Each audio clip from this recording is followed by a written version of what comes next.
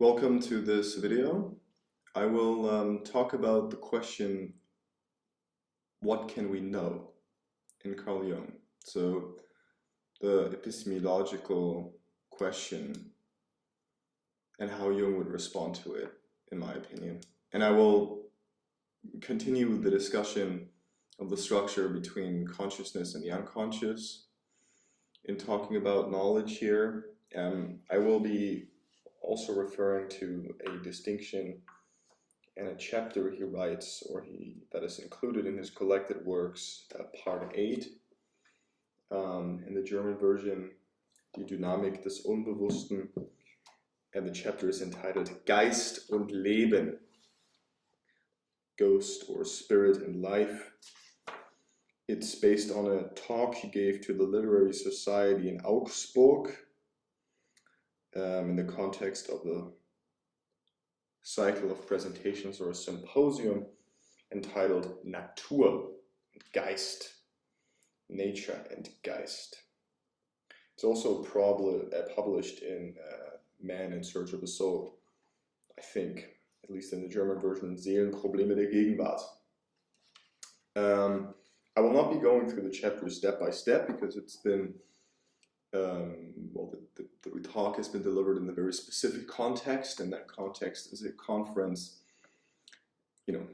essentially about a very materialistically inclined context, nature and life.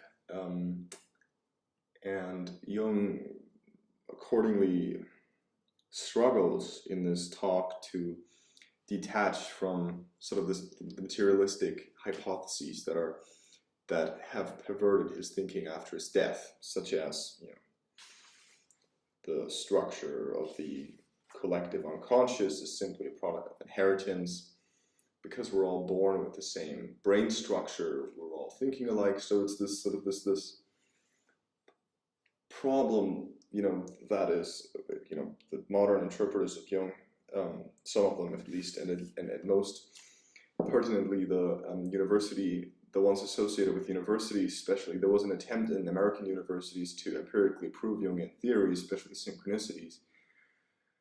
Yeah, could work, maybe.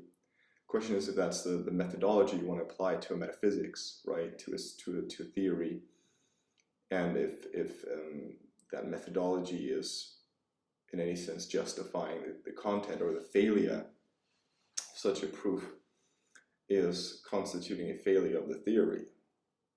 Depends on your framework, I suppose. The framework, your interpretive framework. But I will only mention the chapter on the sidelines, because I want to speak about, well, again, I want to return to ghosts a little bit, because I think it's very interesting.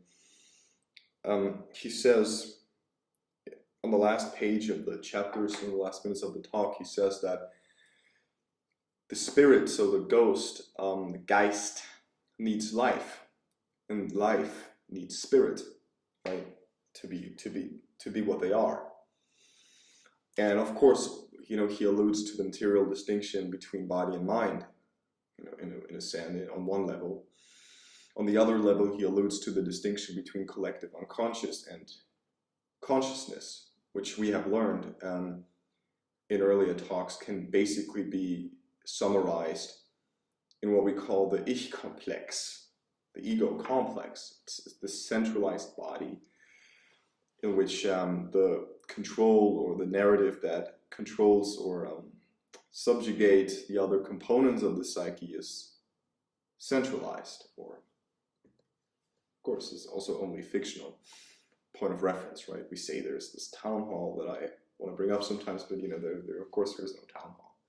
And now the materialists would go and will say, okay, yeah, that must be the frontal lobes, the brain's executive center, Maybe it's also the executive board of some tech company that determines your narrative, Maybe that's where the executive control metaphor comes from. But anyways, the point Jung makes here is crucial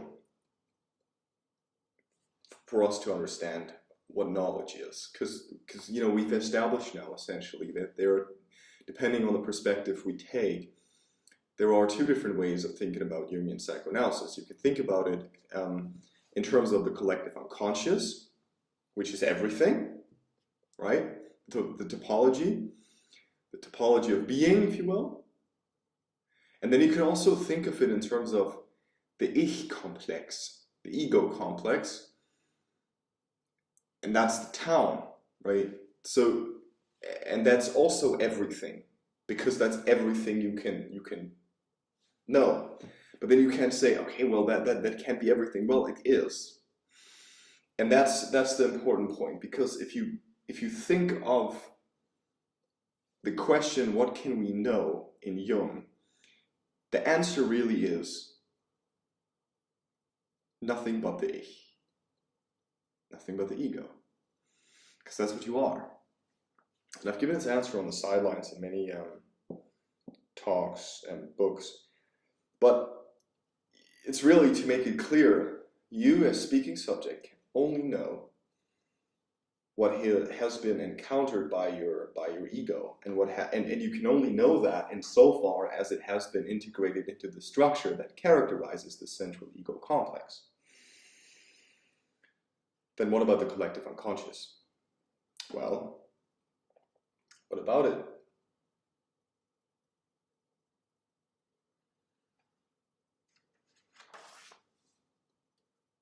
What about it?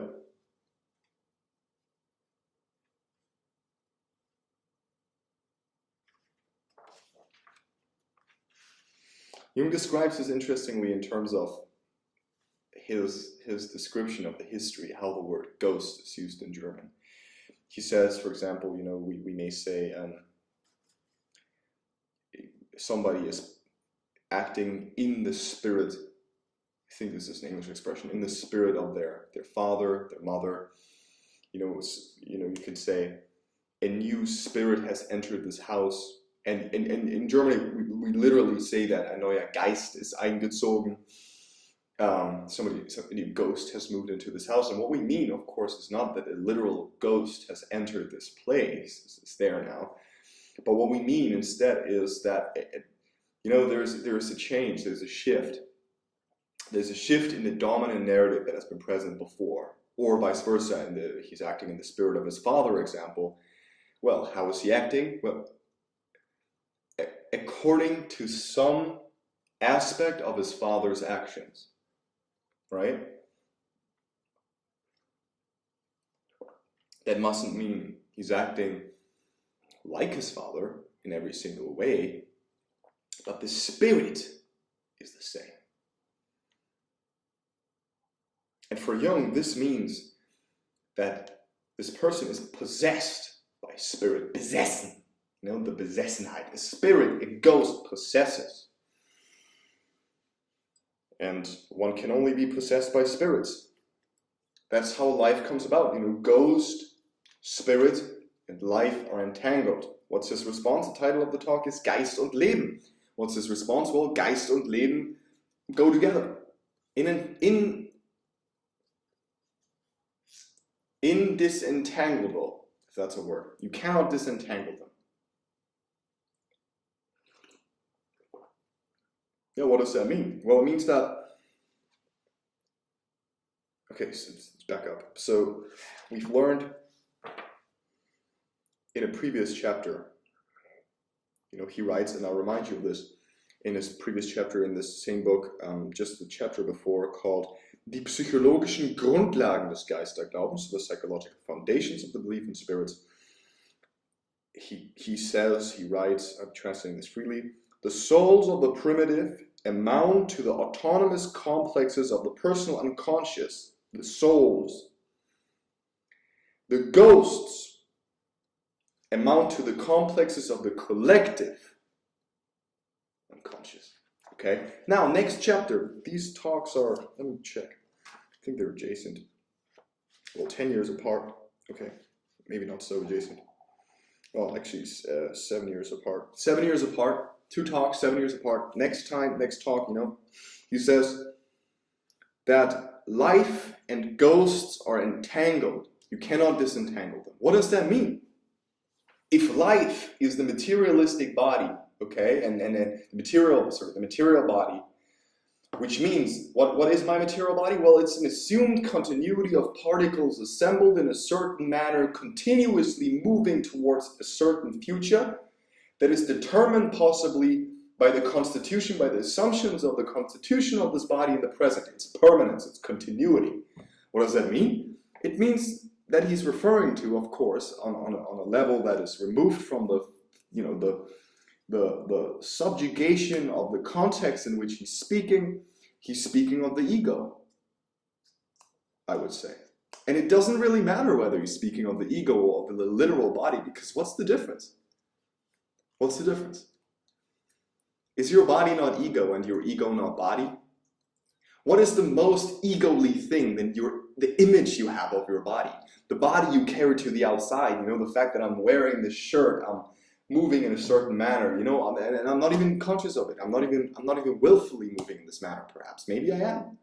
Who knows? Maybe I've thought this all through. I would be able to. We've established this. One aspect of consciousness is personal volition. I have free will, at least on that level.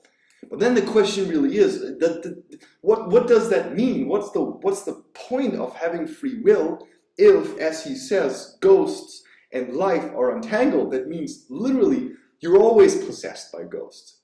Not in this manner that Freud and his fellows talked of.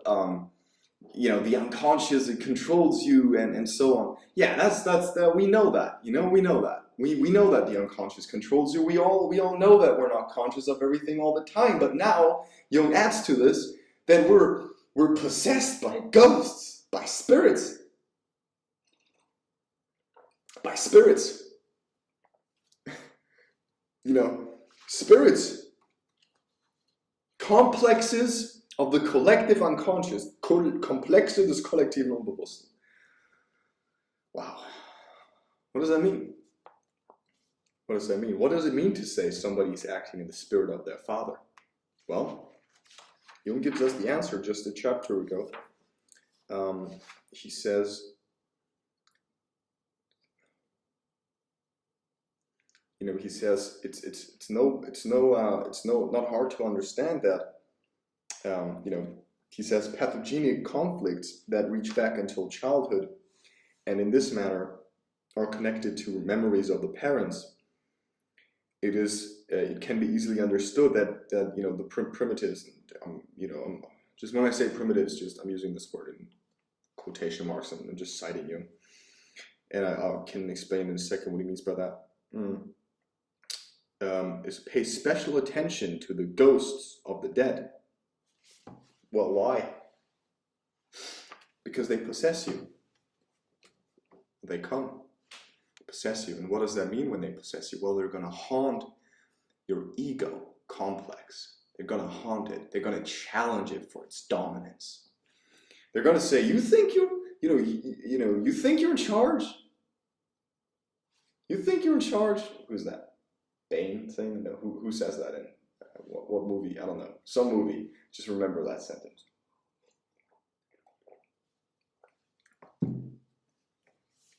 Well, on a serious note,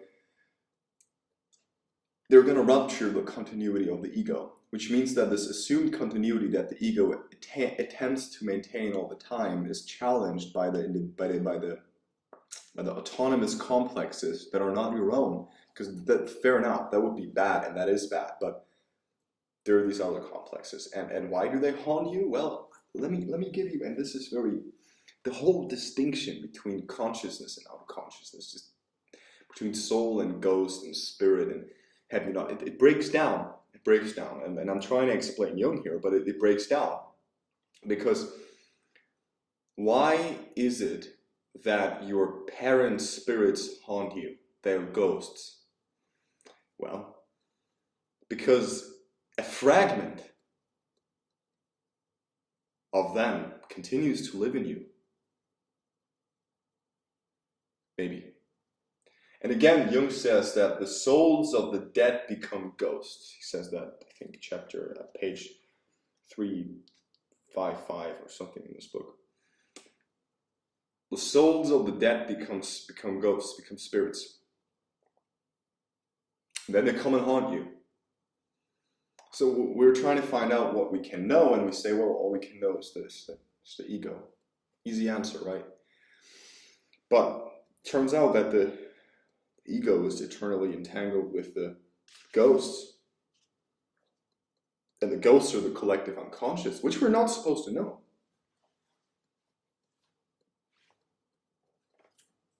And Jung has ways out of this. I mean, he makes, unfortunately, he never goes into this. He also, sorry, my screen just went dark. It seems to say that I'm not active. Oh, by the way, do you want a primitive? Okay, I wanted to explain primitive. So when Jung speaks of primitive, he doesn't necessarily mean primitive peoples, because we don't say that. Or, he means a more primitive or less differentiated state of consciousness, a state in which the ego complex was less unfolded, still folded into the collective. How does that work? This is a point where it's where I'm not sure. I'm just not sure. Haven't taken enough time to think about it. Would that mean that in theory any animal would have the chance to be conscious? Because ultimately it goes back to animals. Jung says, okay, an animal has a ability, has this, this seed of consciousness or whatever, could differentiate it, perhaps not. I'm not sure if he ever talked explicitly about it.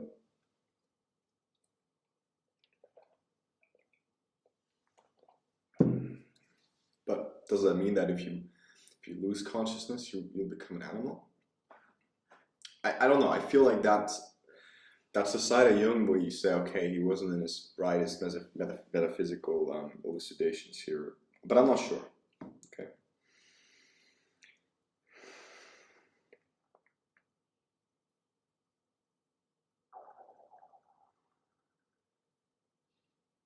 What's very interesting, he says that he wants to replace these notions that we live in consciousness, we live in subconsciousness, and he wants to replace that with esse in anima. What does anima mean? Soul. Right? Soul. Thank God with Google we can Google what it means.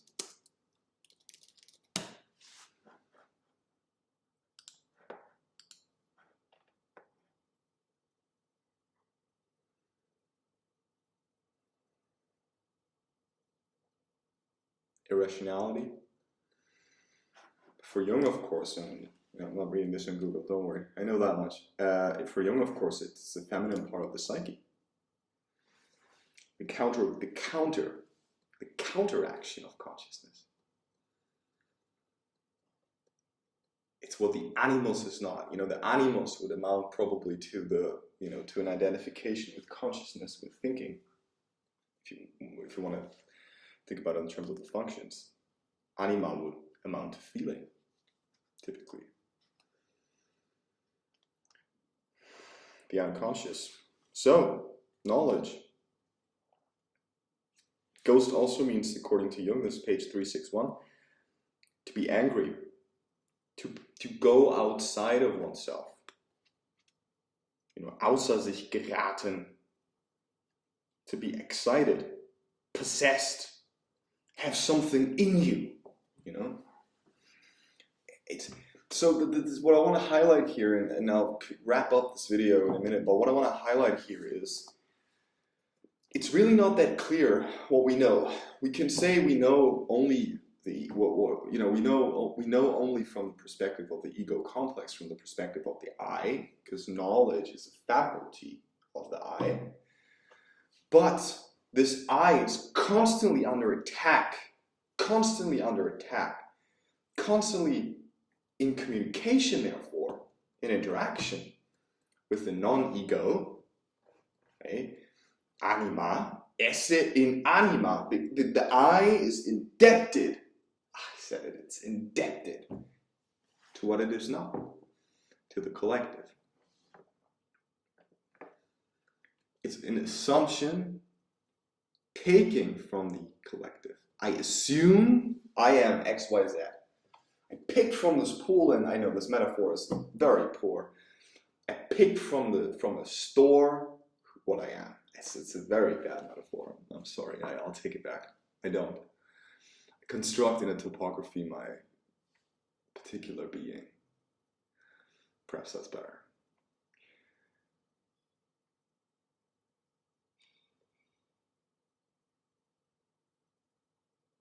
I think I'll wrap it up here. The question, of course, remains unanswered. Well, how do we know? Well, we know because the ego says we know. What does that mean? Well, it means the more tyrannical the ego is, the better we're at knowing, right?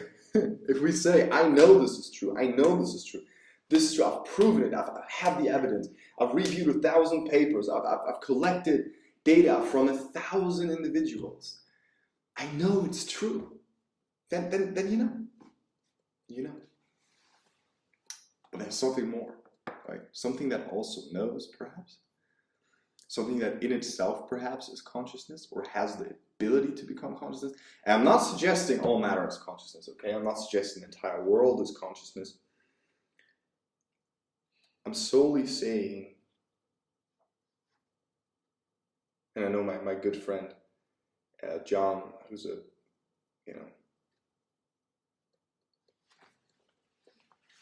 Jungian at heart, but a Platonist in practice, will be happy when I say this, but we're perhaps a fractal of many fractals.